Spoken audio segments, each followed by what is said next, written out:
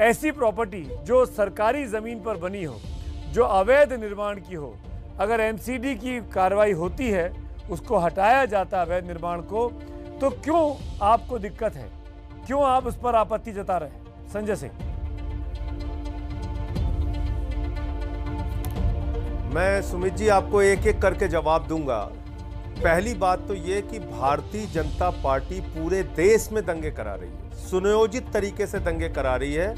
2020 में, 2022 में ये दोनों दंगे भारतीय जनता पार्टी के द्वारा प्रायोजित दंगे हैं और इसके प्रमाण हैं। आपको याद होगा कि कपिल मिश्रा ने किस प्रकार के भड़काऊ भाषण दिए थे और पूरी की पूरी सरकार दंगाइयों के संरक्षण में खड़ी हो जाती है। अगर देश में दंगे रोकने हैं तो आपको यह समझना होगा कि भारतीय जनता पार्टी जो इसके लिए जिम्मेदार है, बुलडोजर बीजेपी के मुख्यालय पर चलना चाहिए।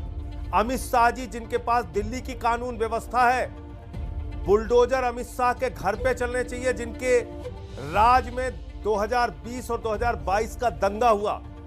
मैं आगे आता हूं। जिन दंगों की बात आप कर रहे हैं और बुलडोजर की बात कर रहे हैं, रोहिंग्या मुसलमानों को भारतीय जनता पार्टी प्रायोजित तरीके से हिंदुस्तान के अलग अलग हिस्सों में बसाती है और उनके माध्यम से दंगे कराने का काम करती है।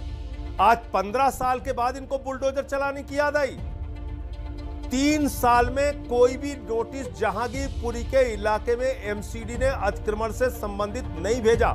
यह ऑन रिकॉर्ड में आपसे कह रहा हूं। दूसरी बात, आप 15 साल से आपका मेयर, आपका पार्षद, आपकी एमसीडी में सरकार करोड़ों रुपए खा के, दिल्ली को लूट के आप इंक्रोचमेंट कराते हैं और आज बुलडोजर चलाने का ड्रामा कर रहे हैं। दंगों, लफंगों और दंगाइयों की पार्टी भारतीय जनता पार्टी बन गई है और इसलिए अगर बुलडोजर चलना चाहिए तो बीजेपी के मुख्यालय और अमित शाह एक काउंटर क्वेश्चन संजय जी आपसे, एक और रिप्लाई दे रहा हूं आपको। नहीं, एक काउंटर क्वेश्चन संजय जी, एक काउंटर क्वेश्चन दे रहा हूं। आपने कहा कि रोहिंग्याओं को बसाती है, क्या सबूत है आपका?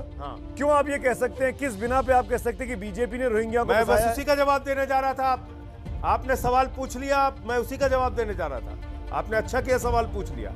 ये पूरे देश को पता होना चाहिए और हमारे राज्यसभा के सदन में दिया गया सरकार का यह जवाब है। ये संजय सिंह ने जवाब नहीं लिखा है।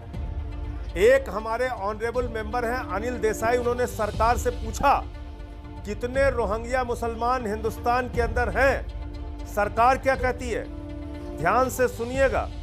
Since illegal immigrants inter into the country without valid travel documents, there is no accurate data regarding number of such migrants living in the country।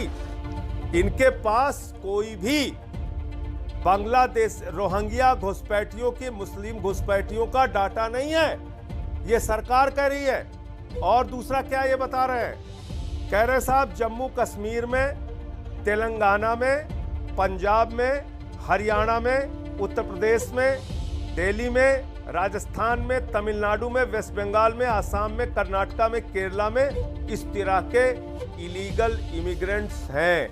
Rohingya के बारे में मैं नहीं, केंद्र की सरकार जवाब दे रही है। 8 साल से 8 घुसपैठिया भगा नहीं पाए ये लोग। 8 घुसपैठिया।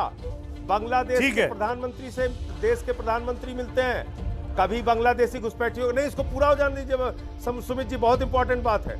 बांग्लादेश के प्रधानमंत्री से भारत के प्रधानमंत्री मिलते हैं, कभी बांग्लादेशी घुसपैठियों का मुद्दा नहीं उठाते।